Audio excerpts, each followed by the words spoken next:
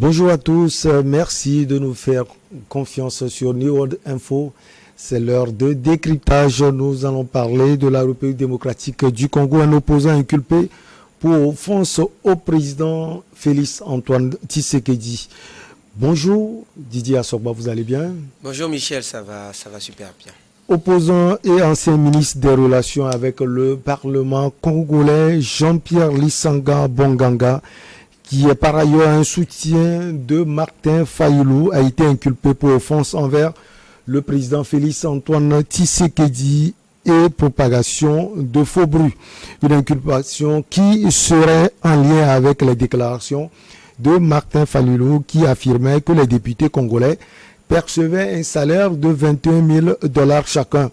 Le parquet général de Kinshasa Matete poursuit l'opposant Jean-Pierre Lissanga Bonganga pour des propos qui remontent à 2019. Didier Assogba, voilà un autre opposant au président Félix Antoine Tshisekedi qui est en prison. Oui, pas encore en prison, mais il risque d'y être. Il est sur la voie de la prison. Oui, naturellement, quand on met en branle le système ou l'appareil judiciaire pour poursuivre des opposants gênants, oui, naturellement, ça va être difficile ou peut-être c'est pour... il est inculpé, mais bon, pour le moment, c'est peut-être pour le faire taire. On ne souhaite pas qu'il aille jusqu'à la case prison.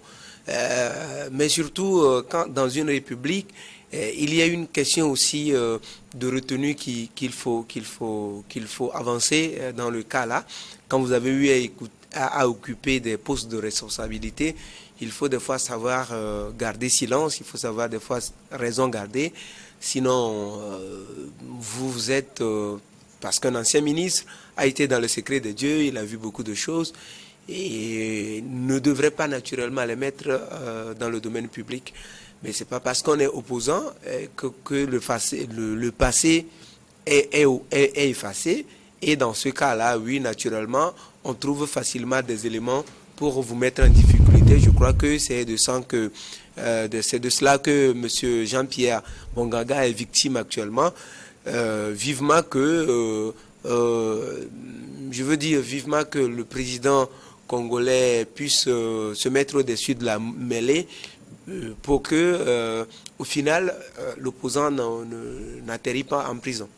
Alors, il touche un sujet qui doit faire tâche. Il dit que Tshisekedi n'avait pas le pouvoir, que Martin Fayulu avait gagné la présidentielle et que c'est Kabila Joseph qui détenait l'impérium. Ce n'est pas aller trop loin.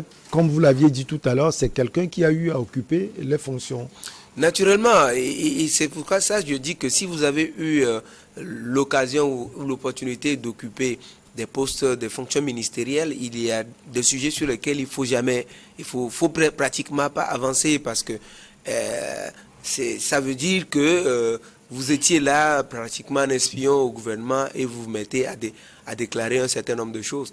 Là, vous vous mettez à accuser un président de la République de ce qu'il n'avait pas l'impérium, il n'avait pas l'indépendance, il n'avait pas le pouvoir, l'effectivité du pouvoir. Et là, on est en train de vouloir lui prouver que oui, tu comptais ou tu parlais de Kabila, mais Kabila lui-même n'a pas été laissé tranquille, il a eu quelques difficultés.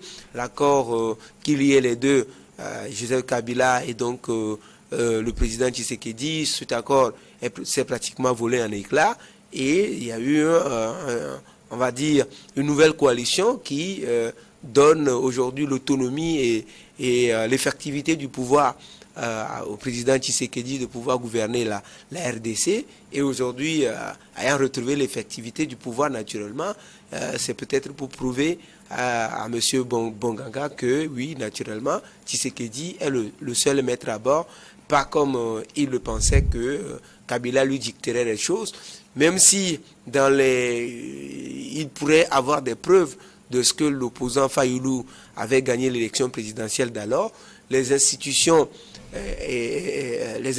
au niveau du Congo n'avaient jamais proclamé Martin Fayulu gagnant de l'élection présidentielle. C'est plutôt Tshisekedi, Félix Tshisekedi qu'ils ont proclamé gagnant. Donc, si M. Bonganga a été ministre, ça veut dire que lui-même, sa nomination au gouvernement était sujette à problème. Donc, en fait, il peut avoir des raisons de le dire, mais quand on est opposant, après avoir été ministre, il faut savoir raison garder, il faut savoir sur quel et quel sujet avancer. C'est un peu comme mettre lui-même son passé en difficulté, et critiquer son passé, parce qu'il était dans un gouvernement lui-même. Bon, voilà, naturellement, sa nomination pouvait également être sujette à caution. Donc aujourd'hui, comme je dis, oui, on veut peut-être le prouver qu'il s'était trompé sur le compte du client et qu'aujourd'hui la justice et toutes les institutions se mettent en branle pour accompagner et exécuter les ordres du président de la République, même si le chef de l'État non plus ne devrait pas utiliser le système judiciaire pour régler des comptes à un opposant qui naturellement formule, on va dire, des critiques peut-être constructives sur la question de la paye du salaire des députés, par exemple. Pour moi, il ne fallait pas utiliser la justice, mais bon, si c'est pour effrayer un peu M. Bonganga, pourquoi pas.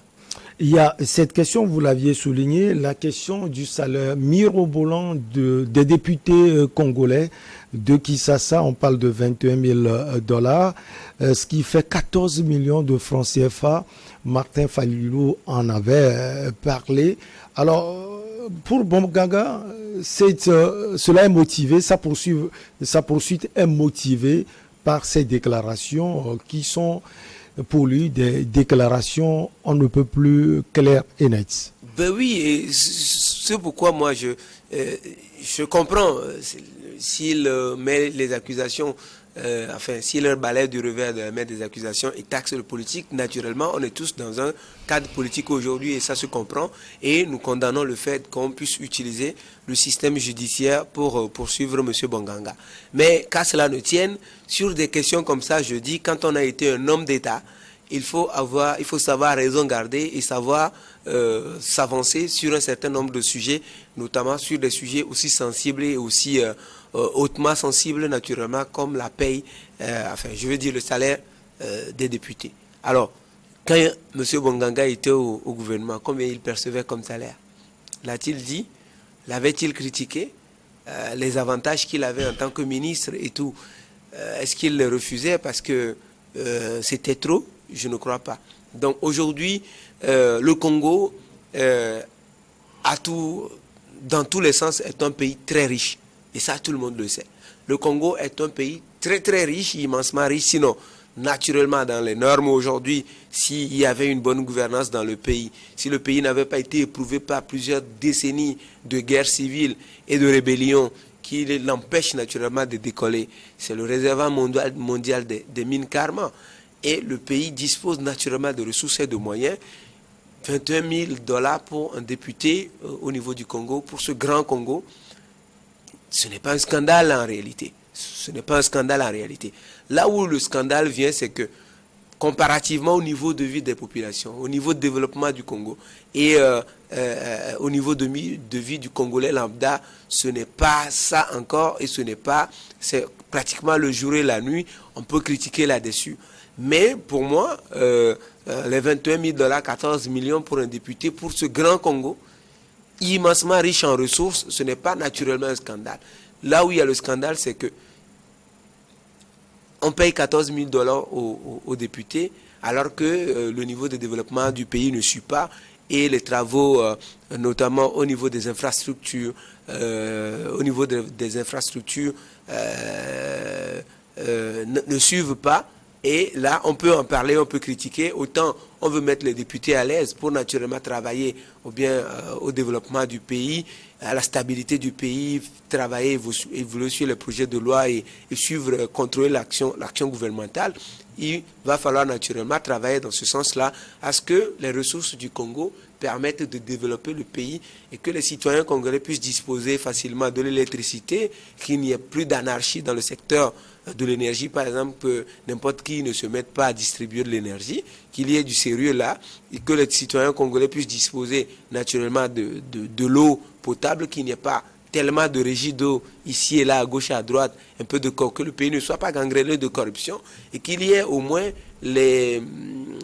les services publics de base soient naturellement accessibles à tous les Congolais. Oui, et là, si on paie 21 000 $, 14 millions, ce n'est pas tant ça le scandale. Ce n'est pas tant ça le scandale, mais le scandale aujourd'hui, on estime que les 14 000 francs CFA, notamment les 21 000 $, sont trop élevés comparativement au niveau de vie et à la redistribution équitable des ressources du Congo. Sinon, Dieu seul sait combien le Congo est riche et naturellement, si ceux qui travaillent pour le Congo sont mis à l'aise, ce ne devrait pas trop créer un scandale. Je dis encore une fois, M. Bonganga, s'il avait été honnête, il aurait pu également avancer quel est le salaire d'un ministre, un ministre qui est nommé comparativement à un député qui est élu. Donc, vous voyez, un ministre qui est nommé ne devrait pas naturellement avoir une meilleure situation par rapport à quelqu'un qui a été élu au suffrage universel direct pour porter la voix du Congolais. Et donc, aujourd'hui, pour moi, le scandale n'est pas tant au niveau du chiffre. Il faut que M. Bonganga, l'ancien ministre, puisse formuler des critiques constructives à ce que dans la gouvernance du Congo et dans le niveau de développement même du pays, il puisse y avoir la répercussion de ces ressources-là dans la construction des routes, l'amélioration des infrastructures d'accueil au niveau des écoles, au niveau des hôpitaux, au niveau même de l'administration générale, et que le Congolais se sente naturellement à l'aise chez lui. Et je pense que, oui, dans ce sens-là, on pourrait accepter ces critiques de ce que 21 000 $ par rapport au niveau de vie du Congolais, c'est un peu à revoir. Au même moment, Didier Assogba, est-ce que vous ne pensez pas qu'au niveau de la liberté d'expression en République démocratique du Congo, il y a du chemin à faire? Récemment, l'ancien président du parti au pouvoir, l'UDPS, a été arrêté pour même raison offense au chef de l'État, Félix Antoine Tshisekedi. On a l'impression qu'à chaque moment qu'un opposant parle, on l'envoie en prison ou bien il est sur cette voie. Oui, là-dessus, je pense que c'est ça, je critiquais tout à l'heure en amont et je condamnais cela. Et pour moi, il n'est pas aujourd'hui question d'utiliser les leviers du pouvoir, notamment le système judiciaire, pour régler des comptes à des opposants gênants, à des amis d'hier qui sont devenus des opposants. Eux aussi, on pourrait voir que le président a décidé de leur régler leur compte parce que hier, quand ils mangeaient avec le président, ils ne critiquaient rien. C'est peut-être parce qu'ils veulent avoir plus dans la part du gâteau. Ils n'ont pas et ils se mettent à critiquer le président et ils se transforment rapidement en opposants pour eux aussi régler les comptes. Donc, les amis d'hier qui deviennent aujourd'hui des ennemis, c'est certainement des raisons. Il y a certainement des raisons personnelles derrière. Je ne veux pas rentrer trop dans ce débat-là, mais je dis que le président de la République n'a pas besoin d'utiliser la justice pour régler ses comptes personnels à des amis d'hier qui sont devenus un peu trop gênants. Même si ce sont ses conseillers qui lui conseillent de faire cela, il peut naturellement appeler le procureur pour laisser tomber cette affaire-là parce que, oui, les opposants, la liberté d'expression, de parler, de critiquer. Pour moi, la grandeur d'un président de la République, c'est de savoir pardonner, de se mettre au-dessus de la mêlée. Il a tous les leviers du pouvoir pour brimer, pour régler des comptes, mais il ne le fait pas, il décide de pardonner. C'est aussi ça un chef d'État qui se met au-dessus de la mêlée, qui ne se ridiculise pas à répondre facilement à n'importe quelle attaque. Aujourd'hui, nous sommes à l'ère de la liberté d'expression. Il peut également compter cela dans la décision à prendre, notamment concernant ces opposants-là. Mais je veux croire que ça reste juste des moyens pour un peu faire taire des gens qui connaissent un peu quelques dossiers et qui veulent déranger le président. Oui, le président peut trouver un autre moyen pour régler ces affaires-là sans forcément s'appuyer sur la justice. Martin Fayulu, lui, il est toujours resté virulent. Il n'a pas du tout, Didier Assogba, consommé sa défaite entre griffes lors des récentes élections présidentielles dans ce pays. Et visiblement, il a le soutien de certaines figures qui se démarquent du président Félix Antoine Tshisekedi. Vous pensez que sa cote augmente?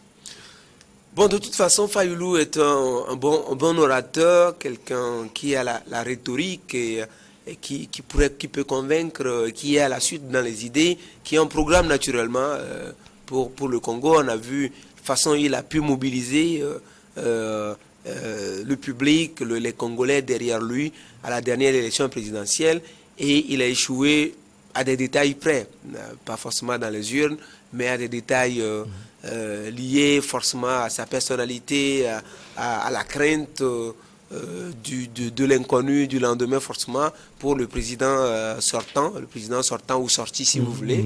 Oui, Joseph Kabila. Voilà, Joseph Kabila, ça s'est joué à des détails près. Kabila qui ne voulait pas laisser le pouvoir à quelqu'un d'assez réglo, à quelqu'un d'assez tranchant pour qui pourrait lui faire la peau. Il y a aussi des concessions à faire dans la suite des jeunes démocraties africaines. Ça peut arriver. Il a été peut-être victime de ça. Et aujourd'hui, vous voyez, quand on est un président de la République, dans les prises de décision, et dans la prise d'un certain nombre de décisions, on a vite fait de créer plusieurs mécontents autour de soi.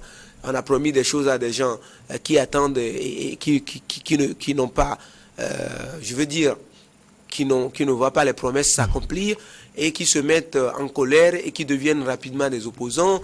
On a, dans son propre camp naturellement, et dans l'autre camp également, le camp du président sorti, Joseph Kabila, qui a eu des difficultés finalement, n'arrivait plus à s'entendre avec le président Tshisekedi. Et donc oui, ces lieutenants également qui se déchirent avec le président de la République, et les ennemis naturellement nouvellement créés du président Tshisekedi deviennent rapidement très nombreux parce qu'ils attendaient des promesses qui certainement n'ont pas été réalisées, et des gens qui avaient des privilèges hier ont vu leurs privilèges être enlevés, et ils sont devenus des mécontents de la République. Et tous les mécontents de la République ne trouvent que leur destination dans un seul camp, c'est de rallier le camp de Martin Fayoulou. La plupart d'entre eux dans ce cas-là, et là il faut également que Martin Fayoulou fasse attention, ce n'est pas des opposants par conviction, c'est des opposants par opportunité, donc